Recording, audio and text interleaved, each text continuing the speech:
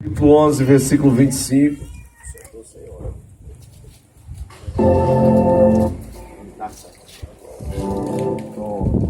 Glória a Jesus. Encontraram o versículo 25? Eu quero ler o versículo 25, também o 26 e o 27 para a nossa meditação. Que Deus abençoe os moradores desta rua.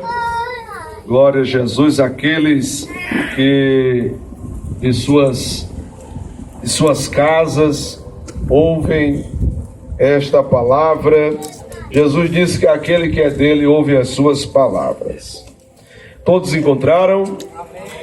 Está escrito: naquele tempo, respondendo Jesus, disse: graças te dou, ó Pai, Senhor do céu e da terra, que ocultaste estas coisas aos sábios e instruídos e as revelaste. Repita comigo: revelaste.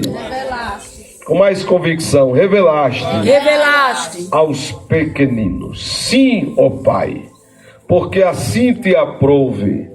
Todas as coisas me foram entregues por meu Pai, e ninguém conhece o Filho senão o Pai, e ninguém conhece o Pai senão o Filho, e aquele a quem o Filho o quiser revelar. Repita comigo: revelar.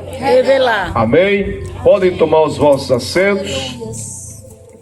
Como sempre, conto com a ajuda do Espírito Santo e também com a atenção dos senhores e das senhoras. Aleluia. Para que ouçam atenciosamente a palavra que trago da parte de Deus nessa noite para os vossos corações. Queridos irmãos, irmãs, senhoras e senhores que nos ouvem nesta noite, o texto da palavra de Deus que nós acabamos de ler aqui no Evangelho do Senhor Jesus, escrito por Mateus, capítulo 11, versículos 25, 26, 27, registra-nos uma oração feita pelo Senhor Jesus. Eu quero, baseado nesta oração, compartilhar com vocês uma palavra da parte de Deus. Falar aqui sobre alguns elementos contidos nesta oração. Mas até chegarmos a essa oração, eu gostaria de retroceder no tempo e falar um pouco da trajetória do Senhor Jesus quando esteve aqui nessa terra, na execução do seu ministério, até chegarmos a esta oração. É sabido de todos que o Senhor Deus enviou do céu à terra o seu anjo chamado Gabriel para fazer uma visita a uma cidade onde ali havia uma jovem virgem chamada Maria. E aquele anjo notifica a Maria que ela fora escolhida por Deus para gerar no seu ventre o próprio Filho de Deus. Que privilégio! E diz a palavra de Deus que sobrenaturalmente, milagrosamente, Maria, que ainda não havia tido relações com seu noivo José, pois eram noivos ainda, diz a palavra de Deus que ela vai conceber e vai gerar o menino Jesus no seu ventre. Jesus recebe este nome por orientação do anjo Gabriel enviado por Deus, que é a forma grega do nome Josué. Josué e Jesus se trata do mesmo nome. Josué em hebraico, Jesus é a forma grega do nome Josué, que quer dizer o Senhor salva ou Salvador. Diz a palavra de Deus que quando chega o tempo de Maria dar à luz a Jesus, José vai com Maria até a cidade de Belém, pois uma ordem, um decreto foi ordenado pelo imperador romano chamado César Augusto, de um alistamento, de um recenseamento, E como José era da linhagem de Davi, ele se dirige até Belém, juntamente com Maria, que já está no 9º mês de gestação. E ali Jesus vai nascer, em Belém da Judéia. E naquela noite que Jesus nasce, diz a palavra de Deus que os pastores de Belém, que estavam nos arredores daquela cidade, vão receber uma visitação angelical. Um anjo vai aparecer até eles e vai anunciar o nascimento do Salvador.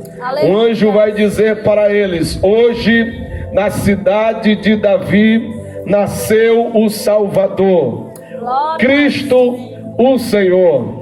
E diz a palavra de Deus que pouco tempo depois, uma miríade de anjos se apareceram para aqueles pastores também, e em um coral adoraram a Jesus, o Filho de Deus que era nascido em Belém, dizendo: glória a Deus nas alturas, paz na terra aos homens de boa vontade. E aqueles homens mais que depressa vão até Belém, procuram pelo menino Jesus, encontram ele e ali o adoram. Como também todos conhecem muito bem a história, 3 magos do Oriente vão ser conduzidos, guiados por uma curiosa, intrigante estrela, até a cidade de Belém, onde ali vão trazer suas dádivas, seus presentes para o recém-nascido Jesus. Mas a princípio eles vão procurar Jesus, porque fora revelado para eles que se tratava de um rei que nascera. E eles vão até o palácio do rei Herodes e procuram pelo menino Jesus. Mas Herodes fica alarmado, porque Herodes desconhece quem será este rei que nasceu entre os judeus. E diz a palavra de Deus que de maneira astuta Herodes pede para eles: vamos à procura dele. Quando vocês o encontrarem, retornem ao meu palácio e me diga onde ele está, para que também eu possa ir até lá adorá-lo. Só que a intenção de Herodes era descobrir onde estava Jesus e matá-lo. Quando aqueles magos são orientados por Deus para não retornarem ao palácio do rei Herodes, pois Herodes conspirava matar o menino Jesus, contrariado, Herodes vai ordenar o massacre dos inocentes. José tem que fugir com Maria e o menino recém-nascido Jesus para o Egito, para se refugiar e se esconder lá, para que se cumprisse a profecia do profeta Oséias, que diz: do Egito chamei o meu menino, do Egito chamei o meu garoto. 2 anos se passaram. Vai se cumprir também a profecia de Jeremias, capítulo 31, versículos 15 e 16. Ouve-se um choro, pranto a Ramá. Raquel se recusa a ser consolada, porque seus filhos já não existem.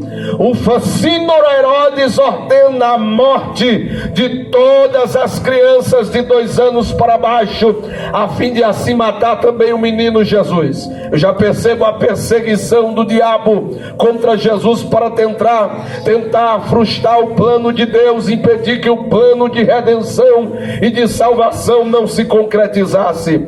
Mas 2 anos depois, aproximadamente, José toma conhecimento que Herodes é morto, mas mesmo assim, precavido, ele teme voltar para a Judéia, e ele sabe que Arquelau, seu filho, reina em seu lugar. Então ele vai com Maria e o menino Jesus, de 2 anos de idade, morar numa cidade discreta, pacata, chamada Nazaré.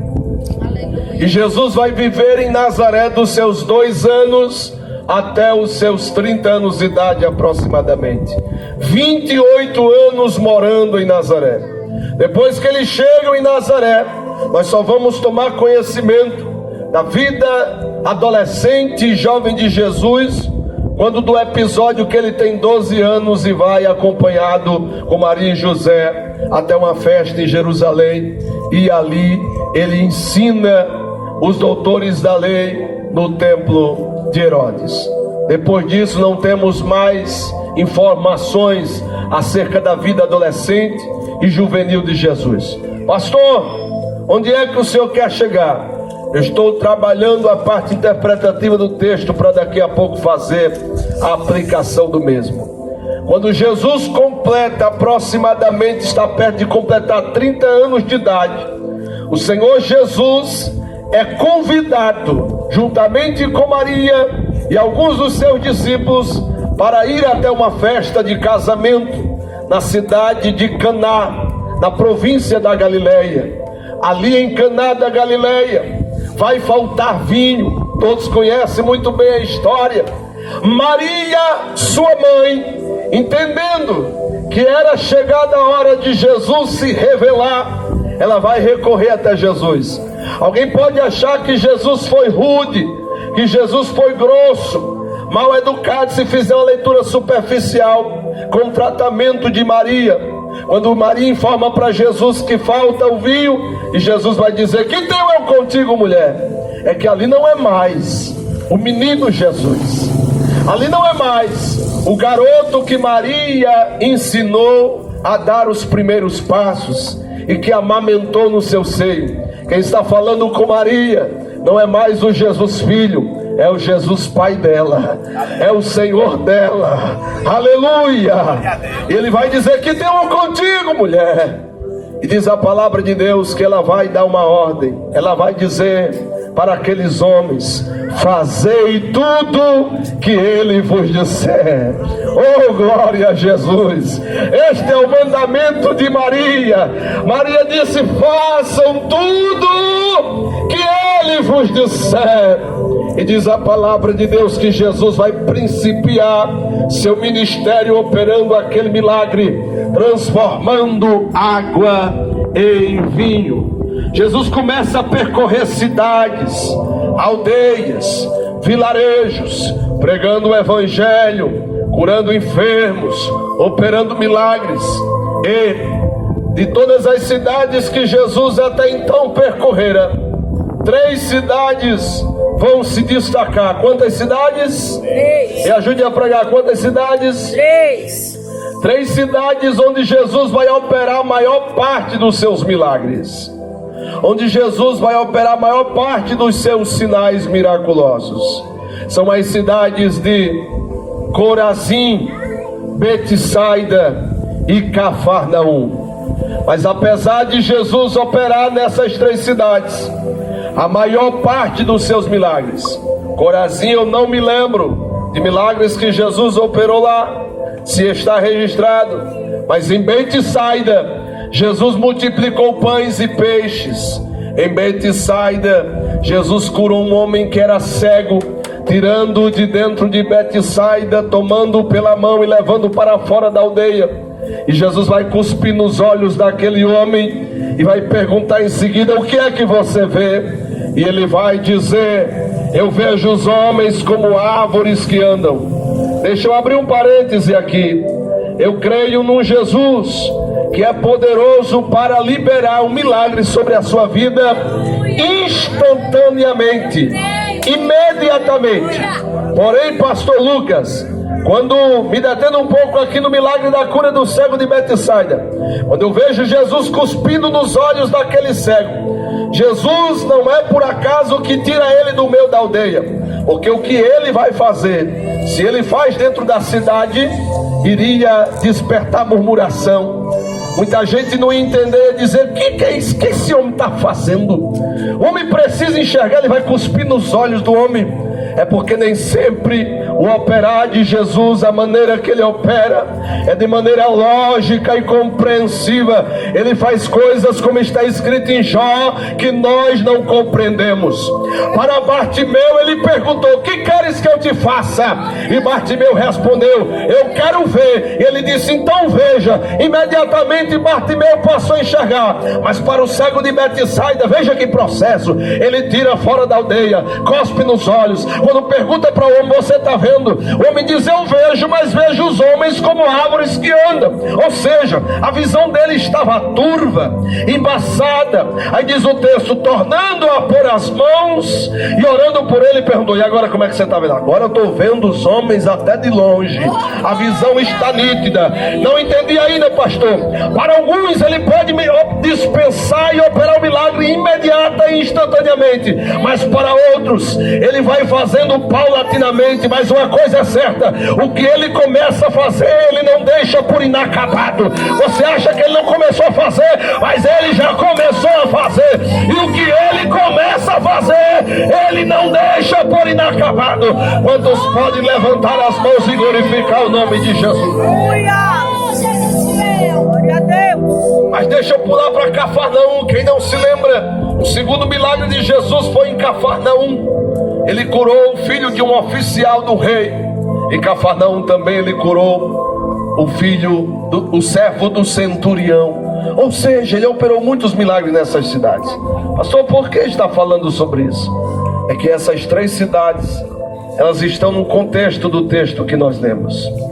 Quando Jesus opera a maior parte dos seus milagres nessas 3 cidades, o culto não é de gratidão? Vamos falar sobre gratidão. Agora Jesus vai fazer um lamento. Jesus vai olhar para os moradores daquelas cidades, daquelas 3 cidades, e vai lamentar sobre eles dizendo: ai de ti, Corazim! Ai de ti, Betsaida! Porque se em Tiro e em Sidom fossem operados milagres que no meio de vós foi operado, eles teriam se arrependido com pano de sacos e cinza. E tu, Cafarnaum, porque depois de morar 28 anos em Nazaré, Jesus vai fixar seu ministério em Cafarnaum. Jesus passa a residir em Cafarnaum, e Jesus vai dizer: e tu, Cafarnaum, tu te ergues até os céus, falando da soberba, da arrogância, da prepotência dos moradores de Cafarnaum. Tu te ergues até os céus, Cafarnaum, serás abatida até o inferno. Porque eu digo uma coisa para você, Cafarnaum: no dia do juízo final haverá menos rigor para os cidadãos de Sodoma do que para vós. Pastor, ainda não entendi. Jesus operou tantos milagres nessas 3 cidades, mas pouquíssimas pessoas agradeceram e foram gratas a ele pelo que ele fez. A gratidão provoca a ira de Deus. Não é bom quando o homem pede um milagre, pede para Deus uma cura, seja para si mesmo ou para um parente, e Jesus cura. Pede para Deus abrir uma porta de emprego e ele abre. Pede para Deus restaurar um casamento quase falido à beira do fracasso, e Deus restaura. Mas como já foi dito nessa noite, de 10 leprosos que Jesus curou, Aleluia. apenas um voltou para agradecer. Aleluia. Não seja ingrato para com Jesus, porque a ingratidão repele as bênçãos, mas a gratidão atrai elas. É, Jesus, é desse jeito. Aleluia! Isso, pastor, Glória a Deus. temos sim motivos de sobra para agradecer a Deus, porque às vezes o conceito de gratidão é equivocado. Queremos agradecer depois que recebemos, só que o segredo está em agradecer antes de receber. Pela fé você já agradece, e Deus, pela gratidão sua para com ele libera o milagre, libera a cura, abre porta, restaura casamento, liberta, salva. Seja grato a Deus. Aleluia. Aleluia. Depois que Jesus lamenta sobre essas 3 cidades, ele vai fazer essa oração. Por isso que o texto é contínuo do versículo 25, que foi o primeiro versículo que nós lemos, quando diz: naquele tempo. Que tempo? Naquele tempo de ingratidão, naquele tempo de falta de reconhecimento, naquele tempo de desprezo, desprezaram Jesus. Irmãos, pensando uma coisa que provoca a ira de Deus: é a tal da soberba. Deus não suporta pessoas soberbas, pessoas, como já diz a expressão popular, parece que tem um rei dentro da barriga, não fala com ninguém, nariz empinado. Hoje eu fiz uma visita lá no cemitério de Mossoró. Hoje eu estava lá no cemitério de Mossoró e estava olhando e me lembrando de 1 Timóteo capítulo 6. Deus está falando com alguém aqui. Eita Deus. 1 Timóteo capítulo 6, versículo 7, quando Paulo disse para Timóteo: Timóteo, nada trouxemos para este mundo, nada levaremos dele. Jesus, é desse jeito. Tantos milagres que Jesus operou naquelas cidades, e os corações dos moradores delas cada vez mais endurecidos. Aí Jesus vai fazer essa oração de quê? De gratidão. Naquele tempo, respondendo, Jesus disse: graças te dou, ó Pai. É, Jesus. Graças te dou. Pastor, Glória a Jesus querido. isso é tão curioso e intrigante. Jesus acaba de lamentar a incredulidade deles, a rejeição deles para com ele vai agradecer. Isso mostra que a gente tem que agradecer por tudo. É sim, Jesus. Pastor, até porque me abandonou, é tudo. A Bíblia diz: em tudo dai graças. Em tudo dai graças. Graças te dou, ó Pai, Senhor do céu e da terra, que ocultaste estas coisas aos sábios e instruídos e as revelaste aos pequeninos. Glória a Jesus. E eu pedi propositadamente que vocês repetissem por 2 vezes as conjugações verbais do verbo revelar. No versículo 25 que diz revelaste, e no versículo 27 que diz revelar.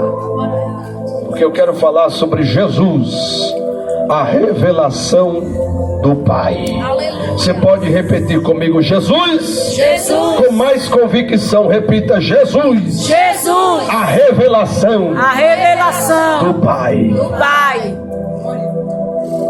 Embora Jesus tenha permeado aquelas cidades, acontece que eles não abriram seus corações, não receberam de bom grado. Até gostaram quando foram curados, quando receberam um milagre, mas na hora de agradecer, deram as costas para Jesus, desprezaram ele. E isso acontece até os dias de hoje. É por isso que eu creio num Deus que opera milagres. Aleluias. Porém, milagre não quer dizer necessariamente que a pessoa que o recebe vai se converter, vai ser grata a Deus. O que converte realmente é o arrependimento. Como o evangelho está sendo pregado nessa noite, a pessoa ouve o evangelho, se arrepende dos seus pecados e se converte ao Senhor através da pregação do evangelho, da palavra de Deus. Aleluias. Porque alguns só querem a bênção, não querem o abençoador. Querem a cura, mas não querem aquele que cura. É por isso que o anjo disse para os pastores lá de Belém: hoje vos nasceu o Salvador, Cristo o Senhor. O que é que os anjos estão ensinando, pregando para os pastores? Ele salva, ele é o Salvador, mas ele também é o Senhor. Aleluia. Deve-se obediência a ele. Glória a Jesus. Glória.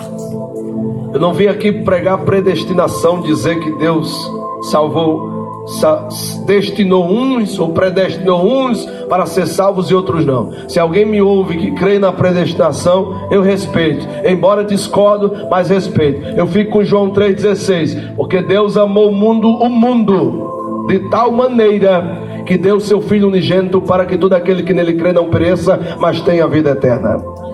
Eu fico com Atos dos Apóstolos, capítulo 17, quando Paulo estava em Atenas, pregando no Areópago, e ele disse para os atenienses, para os filósofos da época, os epicureus e os estoicos, ele disse: Deus não leva em conta os tempos, os os pecados que o homem comete durante o tempo da sua ignorância, mas manda agora a todos os homens em todos os lugares que se arrependam. Aleluia. Então, pastor Lucas, quando eu vejo Jesus orando ao Pai, dizendo que ele ocultou essa revelação, que revelação? A revelação de Jesus, o Filho de Deus. Para alguns e para outros ele revelou. Não é que Jesus, não é que Deus faz distinção. Vou revelar para Lucas, mas não vou revelar para Mateus. A revelação é extensiva a todos, mas aqueles que não abrem seus corações, aqueles que não creem, aqueles que são ingratos, Deus o Pai oculta. Porque você percebe aqui, Jesus, para quem o Pai ocultou essa revelação? Para os sábios instruídos. Não quer dizer que pessoas sábias, instruídas, doutas não possam receber essa revelação, mas sim está se referindo a pessoas sábias a seus próprios olhos. Aleluia. Instruídas a seus próprios olhos. À medida que o avanço da tecnologia aumenta, o ceticismo também aumenta, principalmente dentro das universidades. Quantos jovens cristãos adentram dentro das universidades? Eu falo com conhecimento de causa. Eu já entrei dentro de uma universidade, eu já estudei em universidade. A grande maioria dos jovens cristãos que entram lá saem de lá céticos, incrédulos e até ateus. Deixam de acreditar na existência de Deus só porque angariam um pouco de conhecimento. Se julgam sábios demais, entendidos demais, e o homem passa até a desacreditar. O homem que outrora acreditou na existência de Deus, que acreditou em Jesus, hoje está negando a fé, apostatando da fé e até blasfemando de Jesus. É para esses que a revelação se oculta, porque não se pode tomar o nome do Senhor em vão. O nome do Senhor é santo. E alguns, mas eu louvo a Deus porque Deus tem levantado do meio acadêmico homens, doutores, cientistas que já creem na existência de Deus. Jesus. Eu me lembro de um irmão simples, de um irmão humilde e que conhecia um professor universitário, um cientista. E aquele cientista, sempre que se deparava com aquele irmão, caçoava do irmãozinho, zombava do irmãozinho. Sempre que o irmão se deparava com ele, que desse um bom dia, boa tarde ou uma boa noite, com a paz do Senhor Jesus. Que Jesus não existe, rapaz. Vai estudar, você é leigo. Esse negócio de Jesus, de evangelho, de Bíblia, isso é para pessoas incautas, isso é para pessoas leigas, isso é para pessoas despreparadas, isso é para pessoas sem estudo. O dia que você me provar que Deus existe, eu passo a acreditar nele. Aleluia. Irmão, disse, é isso que o Senhor quer? Que eu prove que Deus existe? O dia que você me apresentar a Deus, provar que Ele existe, eu passo a crer que Ele existe. Porque não é assim que muitos dizem, que Deus que nada, que diabo que nada, que inferno que nada, o inferno é aqui mesmo. Morreu, acabou. Irmão, disse, é um desafio, aceito o desafio. Eu lhe apresento Deus. Como é que é? Esse irmão está ficando doido. Você vai me apresentar, eu vou provar que Deus existe. Vai mesmo provar, vou. Vai lá em casa que eu provo que Deus existe. Foi, irmãozinho. E foi para caçoar do irmão. Quando é que eu posso? Amanhã, de meio-dia. De meio-dia não pode ser. De meio-dia, tem que ser de meio-dia. Quando foi de meio-dia, o doutor Sabichão bateu na porta do irmão. Casinha simples, né? Com fulano. Opa, doutor. Chegou? Pois não? Cadê, irmão Deus? Estou doido para conhecer Deus. Me apresente Deus. Pois não, vou lhe apresentar. Vamos comigo lá no quintal que eu vou lhe apresentar Deus. E acompanha o irmãozinho até debochando do irmão, fazendo aqueles risos sarcásticos. Quando chegou no quintal, ele disse, eu lhe apresento Deus, agora com uma condição. Não, irmão, você não falou de condição. Se eu falasse condição, tu ia vir, rapaz? Incrédulo como tu é, qual é a condição? Se eu aceitar a condição, você me apresenta Deus, eu apresento sim, qual é a condição? Olhe para o céu. Olhe para o sol. Para o sol, irmão, sim. Fite os olhos no sol. Irmão, você está ficando doido. Você quer que eu contraia miopia? Uma doença nos olhos? Qual é o homem que consegue fitar os olhos no sol, irmão? Essa é a condição. Se você conseguir encarar o sol, eu lhe apresento Deus. Não, irmão, você furou comigo. Aí o irmão disse para ele: se tu não consegue olhar nos olhos de uma criação, tu quer que eu apresente o Criador, rapaz?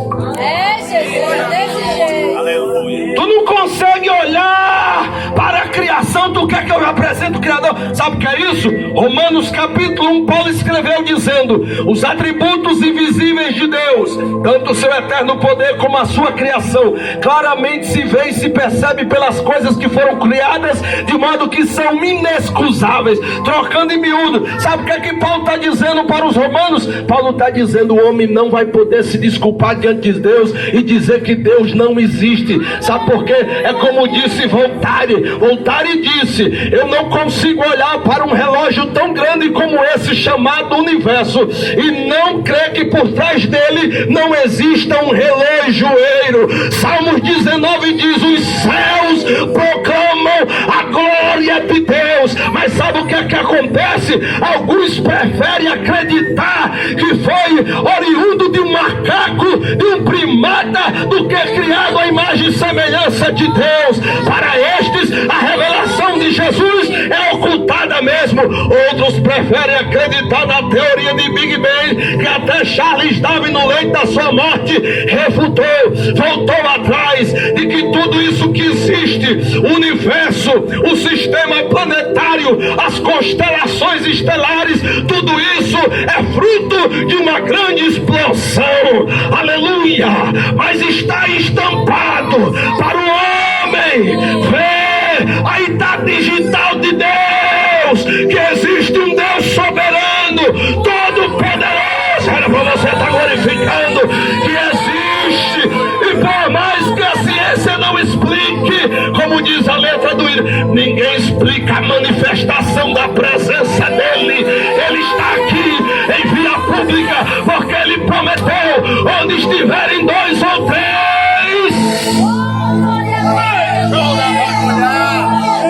reunidos em meu nome, eu estarei presente no meio deles. Não é que nosso meio, já vou concluir, não é que no meio cristão não haja pessoas sábias. Quando Jesus disse que o Pai ocultou aos sábios instruídos, repito, aqueles que se julgam sábios. Porque quem é sábio de verdade não anda se exibindo, se amostrando. Você vê uma pessoa, eu conheço, olha, isso é típico de fariseu, de doutores da lei.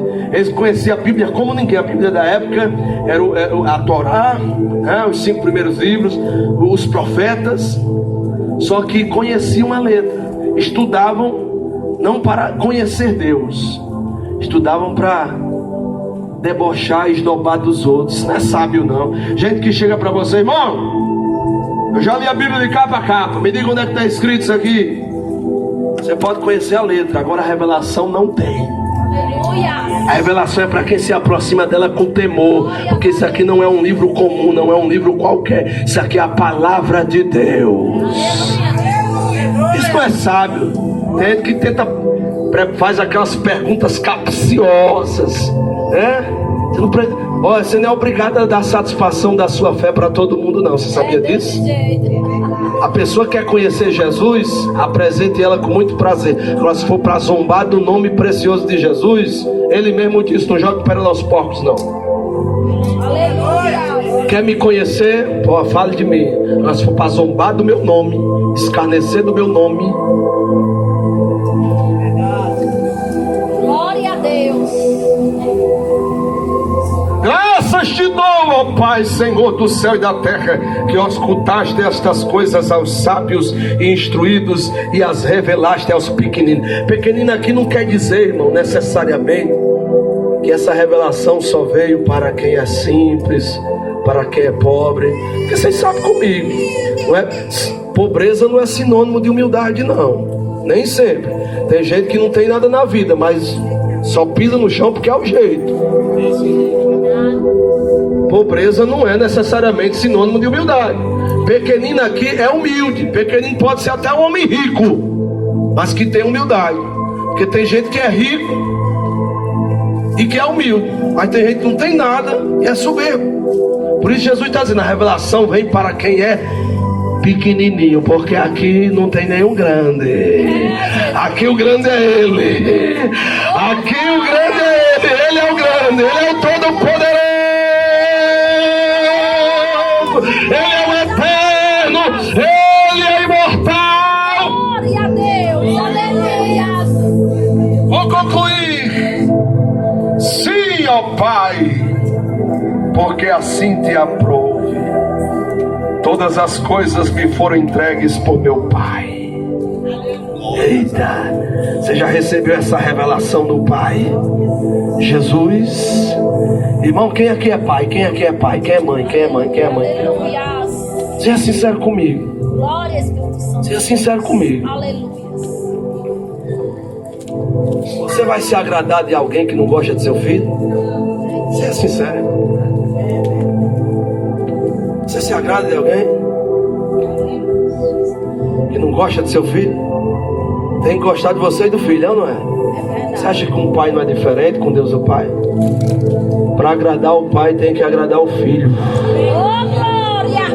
Porque o filho abriu mão de todo o resplendor, de toda a glória, para descer aqui, diminuir até a ponto de um embrião ser gerado no ventre de Maria, ser tentado, ser humilhado, ser desprezado, ir para a cruz morrer por um bando de ingratos que, em vez de agradecer e reconhecer o sacrifício da cruz, hoje estão zombando dele. É, Jesus, oh, glória. Só que essa farra vai acabar, sabia? Eita, Deus é forte. Essa farra vai acabar. Essa farra do cão aqui na terra, de zombar do nome de Jesus, de escarnecer. Que outrora era uma coisa discreta. Hoje os zombadores são velados, zomba mesmo. Eu vi força de expressão, porque eu comecei a abrir e não tive estômago para continuar assistindo, não. Um vídeo de um estudante, um pseudo-estudante universitário, defecando e rasgando as páginas da Bíblia para se limpar. E vai, faz isso. Continue fazendo isso. Aí tem gente que ainda acha que Deus é truculento ao criar o inferno. Irmão, é simples. Quer ir para o céu? Pegue o rumo, o caminho chamado Jesus. Não adianta, para chegar em governador tem até vários caminhos, mas para o céu é o único caminho. Estreito, muito bem. Estreito. É onde eu não consigo conceber na minha mente Deus lançando o homem no inferno. Deus não joga ninguém para o inferno. É a pessoa que não quer caminhar no caminho chamado Jesus. Se não vai pelo caminho chamado Jesus, é só dois caminhos, irmão. Ou é céu ou é inferno. Ou é porta estreita ou é porta larga. Não tem meio termo, não. Ou é B, ou é ovelha, ou é bode, ou é luz, ou é treva. É Deus ou o diabo. Você acha que eu vinha de Mossoró pra cá pra mascarar a situação? Porque no dia do juízo vai passar como um telão lá. Você zombou do meu filho, você é doido pra ser dentro da sua casa, inquieta, agoniado. Esses crentes, uma hora dessa, na hora da minha novelinha favorita, vem fazer zoada na porta da minha casa. Ei, essa zoada, esse barulho, essa pregação que está apontando o caminho para ir para o céu, a revelação de Deus. Jesus, Jesus, Jesus.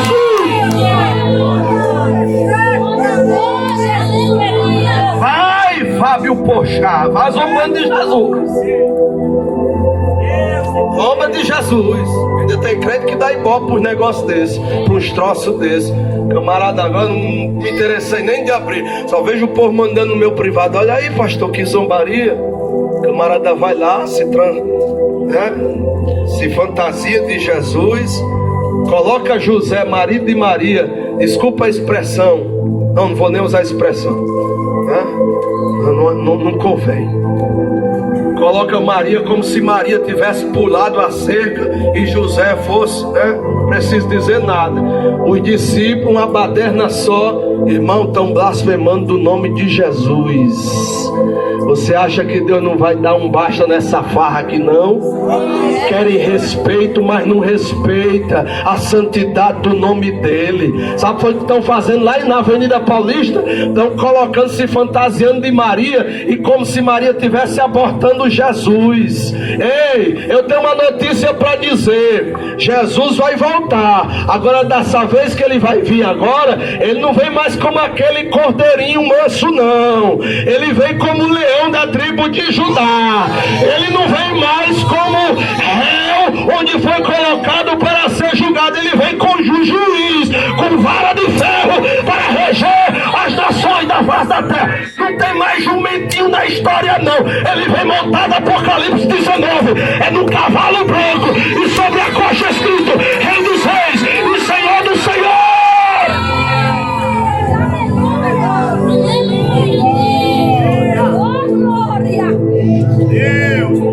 É porque tem uns que zombam, escarnecem e não acontece nada, né? Tem uns que Deus puxa a corda logo, tem outros que ele vai dando corda. É que nem o pastor pregando lá em Salvador, Bahia. Ele pregando num culto como esse, e o camarada lá do bar gritando: eu estou acordado para Deus. E atrapalhando o culto: eu estou acordado para Deus. E o pregador tentando se concentrar: eu estou acordado para Deus. Aí o pregador não aguentou mais: Senhor, deixa ele acordado para o Senhor. 15 anos com insônia crônica, sem bater as pestanas. Pastor, por mim, eu sou aquele homem que estava lá no bar gritando que estava acordado para Deus. Faz 15 anos que eu não durmo. Agora que Deus cobra na hora. Agora tem outros que ele vai dando corda. Vai. Aí ele oculta a revelação. Na questão de acepção. Porque para você receber essa revelação, você teve que ter humildade. Você teve que ser pequenininho. Todas as coisas me foram entregues por meu Pai. E ninguém conhece o Filho senão o Pai. E ninguém conhece o Pai senão o Filho, e aquele a quem o Filho quiser revelar. Ele quis revelar para mim, ele quis revelar para você. Ele está querendo revelar para quem ainda não recebeu essa revelação, que Jesus é o Filho de Deus, o Salvador do mundo. Oh, glória a Deus!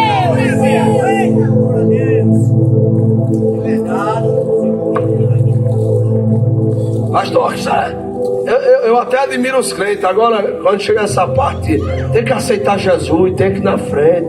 Eu já tenho Jesus no meu coração. Você vê o que o pastor citou aqui, Romanos 10, versículos 9 e 10, diz assim: se com a tua boca, olha assim, condição, se com a tua boca confessares ao Senhor Jesus, e em teu coração creres que Deus o ressuscitou dentre os mortos, serás salvo. Pois com o coração se crê para a justiça, mas com a boca se faz confissão para a salvação. Não quer dizer que você vinha até aqui à frente confessar Jesus como Salvador, que está tudo certo, tudo pronto, não. A caminhada começa agora.